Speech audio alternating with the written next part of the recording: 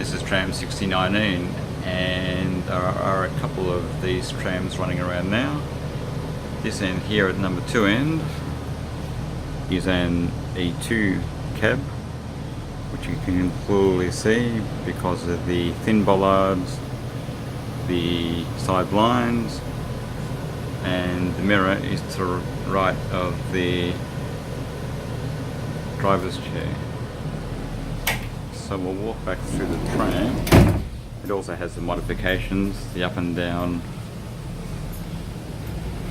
handholds, handrails, and more straps.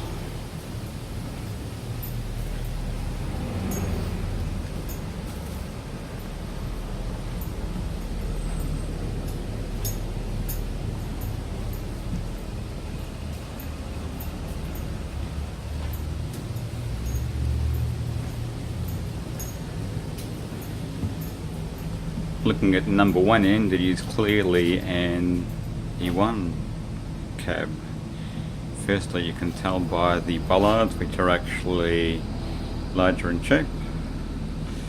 It also has the new cameras, so drivers can see past the blind spots as a result of the original design.